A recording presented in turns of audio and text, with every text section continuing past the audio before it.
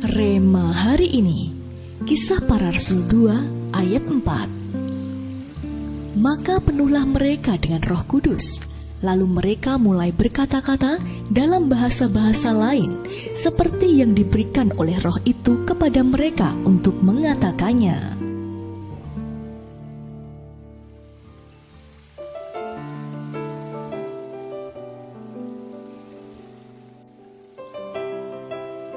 Orang ini tidak mungkin bisa menjadi pemimpin.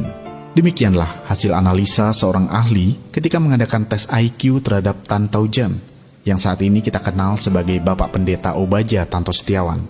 Pada saat itu, tidak ada seorang pun yang menyangka bahwa akan tiba saatnya Pak Obaja bisa menjadi seorang pemimpin dan gembala sidang sebuah gereja. Gereja yang kemudian tertanam di berbagai kota di seluruh pelosok Indonesia, bahkan bertunas di berbagai tempat di dunia. Hal ini adalah sesuatu yang tidak masuk akal dan mustahil pada saat itu. Perubahan hidup Pak Obaja terjadi saat beliau mengalami perjumpaan pribadi dengan Tuhan Yesus serta menerima kepenuhan Roh Kudus.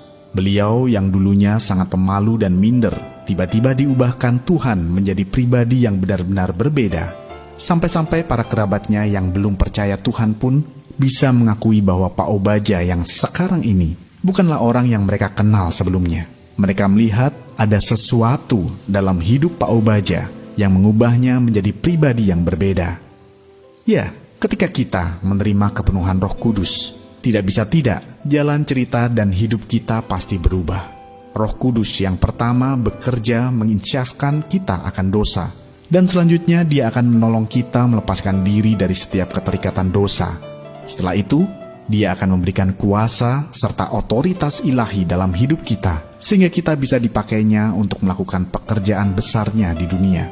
Jika saat ini kita tidak yakin tentang bagaimana masa depan kita, dan kita tidak tahu apa yang harus kita lakukan di tahun baru ini, janganlah lakukan hal yang lain. Jangan minta petunjuk kepada ahli-ahli dunia, tetapi mintalah Roh Kudus memenuhi hidup kita. Ketika kita mengalami kepenuhan Roh Kudus, itulah titik awal saat Roh Kudus menguasai dan menuntun hidup kita, sehingga jalan dan cerita hidup kita di tahun 2021 ini akan penuh dengan kepastian serta kemenangan. Sudahkah Anda sungguh-sungguh menerima dan mengalami Roh Kudus dalam hidupmu? Hal luar biasa apa saja yang sudah Tuhan kerjakan atasmu saat Anda mengalami kepenuhan Roh Kudus? Apakah komitmenmu untuk terus hidup dan mengalami kepenuhan Roh Kudus? Tulis dan sharingkan.